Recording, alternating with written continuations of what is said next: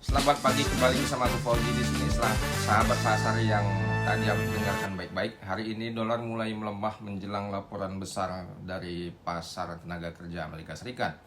Investor bersiap menghadapi data non-farm payrolls hari Jumat nanti, dan ini adalah indikator paling penting untuk membaca denyut kesehatan ekonomi Amerika sekaligus penentu arah kebijakan Federal Reserve.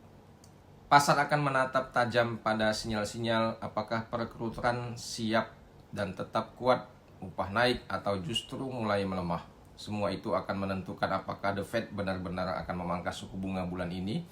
Sebelum Jumat tiba, kita akan disuguhi data JOLTS, Job Openings, pada Selasa dan ADP Private Payrolls pada Rabu sebagai pemanasan ya. Sementara itu di Jepang semua mata tertuju pada pidato Wakil Gubernur Bank of Japan Ryozo Himino. Pasar ingin tahu apakah kebijakan moneter Jepang akan tetap melonggar atau ada sinyal kejutan. Ingat, angka penting selama resisten 97,88 untuk dolar indeks belum tertembus, maka resiko penurunan ke 97,53 tetap terbuka lebar. Untuk rekap equity, saham bergerak dengan irama libur, di mana pasar saham Amerika Serikat tutup karena Labor Day dan Eropa tetap berjoget kecil ya. FTSE 100 dari Inggris naik 0,1% dan dari Jerman DAX melompat 0,57%. Dan Novo Nordisk bersinar berkat data obat penurunan berat badan yang ternyata lebih melindungi jantung daripada kompetitornya.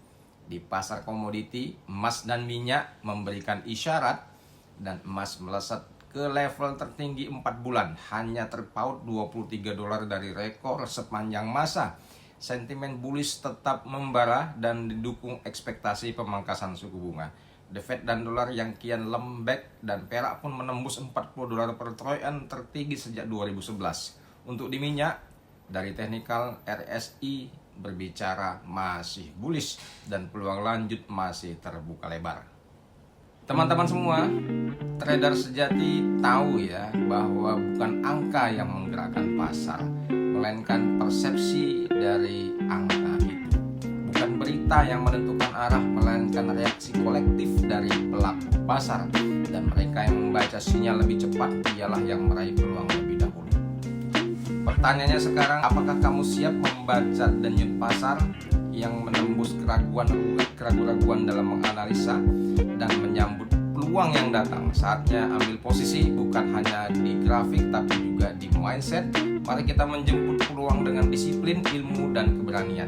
Karena di pasar yang lambat akan terlambat, yang siap akan selamat. Selamat pagi, terima kasih dari aku Fauzi, selamat jumpa.